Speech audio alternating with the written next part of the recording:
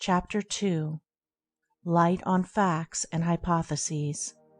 When freedom of thought and freedom of expression abound, there is much controversy and much confusion.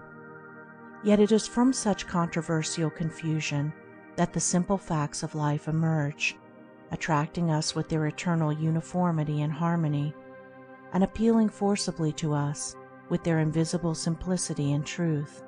We are living in an age of freedom and mental conflict.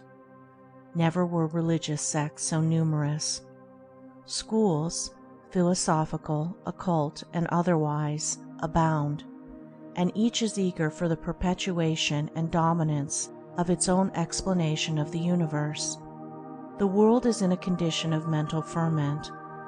Contradiction has reached the point of confusion, so that the earnest seeker for truth can find no solid rock of refuge in the opposing systems which are presented to him. He is thereby thrown back upon himself, upon those incontrovertible facts of his own being which are ever with him, which are indeed himself, his life. Controversy is arranged around hypotheses, not around facts.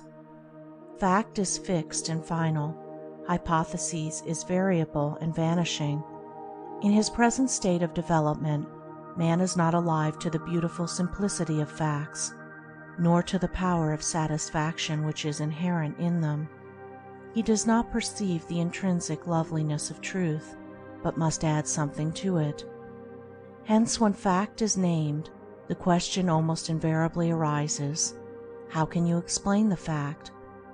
And then follows a hypothesis, which leads to another hypothesis, and so on, until the fact is altogether lost sight of amid a mass of contradictory suppositions.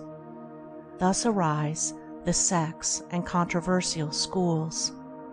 The clear perception of one fact will lead to the perception of other facts, but a supposition, while appearing to elucidate a fact, does in reality cover it up. We cannot realize the stately splendor of truth while playing with the gaudy and attractive toys of pretty hypotheses. Truth is not an opinion, nor can an opinion enlarge or adorn it. Fact and supposition are eternally separate, and the cleverest intellectual jugglery, while it may entertain and deceive even the elect, cannot in the slightest degree alter a fact or affect the nature of things as they are. Because of this, the true teacher abandons the devious path of hypotheses and deals only with the simple facts of life.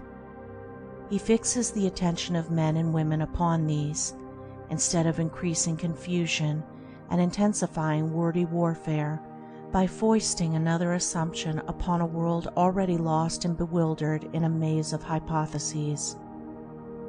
The facts of life are ever before us, and can be understood and known if we but abandon our egotism and the blinding delusions which that egotism creates.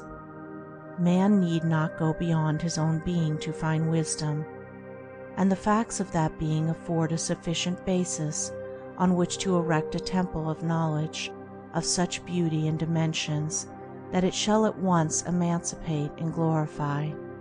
Man is, and as he thinks, so he is. A perception and realization of these two facts alone, of man's being and thinking, lead into a vast avenue of knowledge which cannot stop short of the highest wisdom and perfection. One of the reasons why men do not become wise is that they occupy themselves with interminable speculations about a soul separate from themselves, that is, from their own mind, and so blind themselves to their actual nature and being. The supposition of a separate soul veils the eyes of man so that he does not see himself, does not know his own mentality, is unaware of the nature of his thoughts, without which he would have no conscious life. Man's life is actual, his thoughts are actual, his life is actual. To occupy ourselves with the investigation of things that are is the way of wisdom. Man considered as above, beyond, and separate from mind and thought, is speculative and not actual, and to occupy ourselves with the study of things that are not is the way of folly. Man cannot be separated from his mind. His life cannot be separated from his thoughts. Mind, thought, and life are as inseparable as light, radiance, and color, and are no more in need of another factor to elucidate them than are light, radiance, and color. The facts are all sufficient, and contain within themselves the groundwork of all knowledge concerning them. Man as mind is subject to change. He is not something made and finally completed, but has within him the capacity for progress. By the universal law of evolution, he has become what he is, and is becoming that which he will be. His being is modified by every thought he makes. Every experience affects his character. Every effort he makes changes his mentality. Herein is the secret of man's degradation, and also of his power and salvation, if he but realize this law of change in the right choice of thought.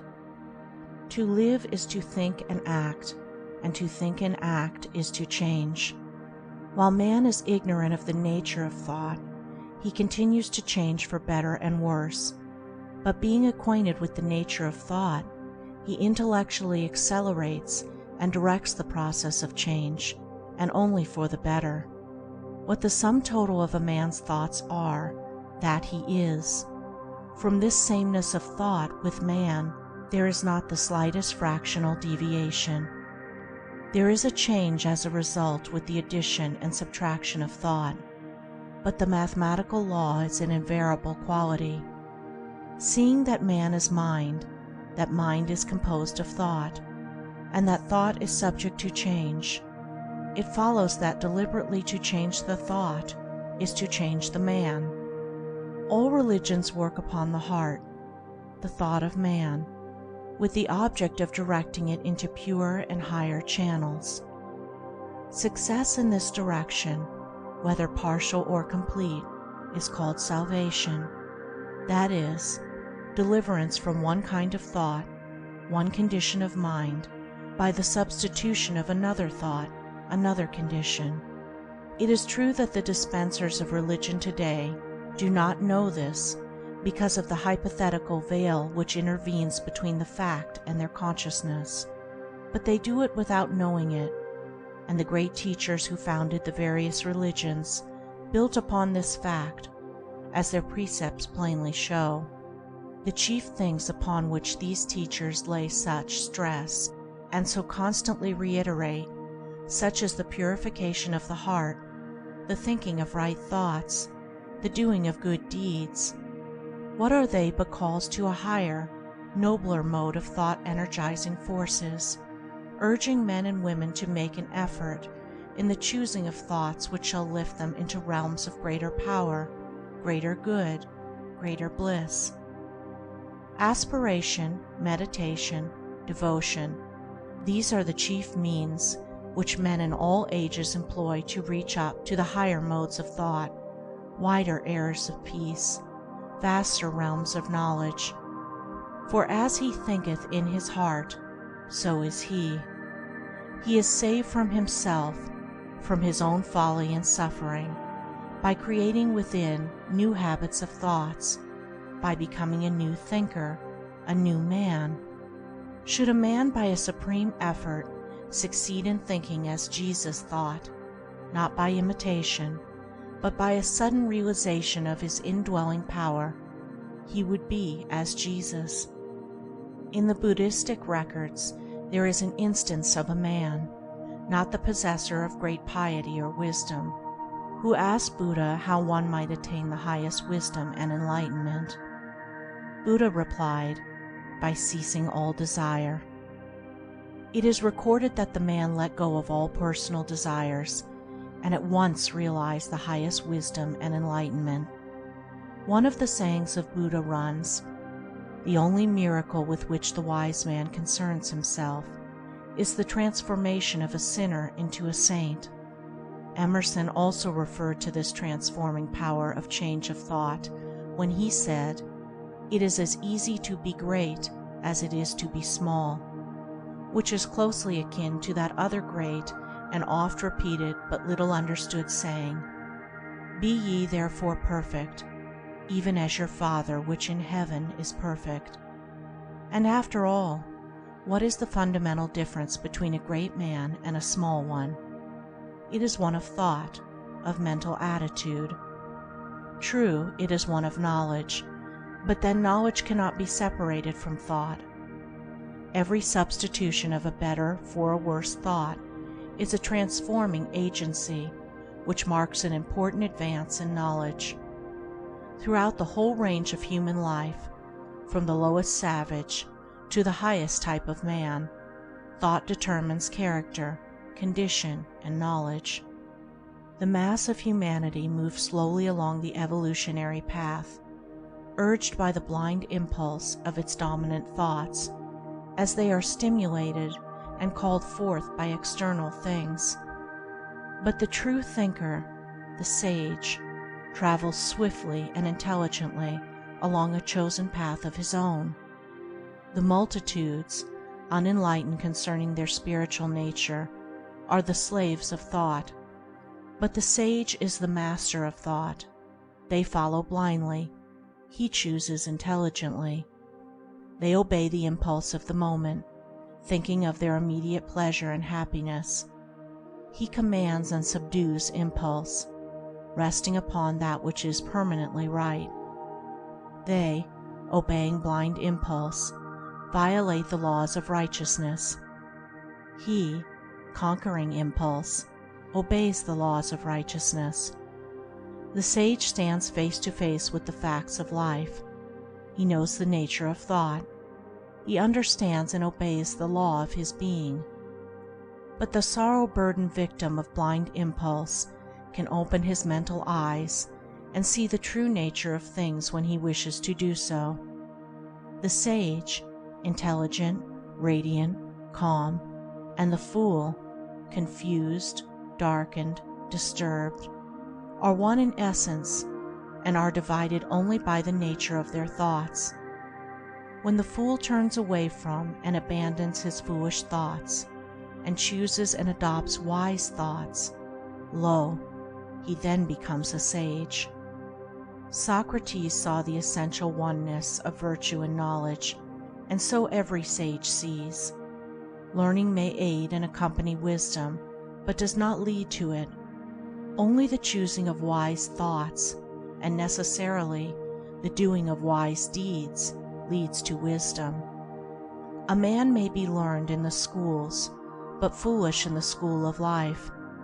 Not the committing of words to memory, but the establishing of oneself in purer thoughts, nobler thinking, leads to the peace-giving revelations of true knowledge.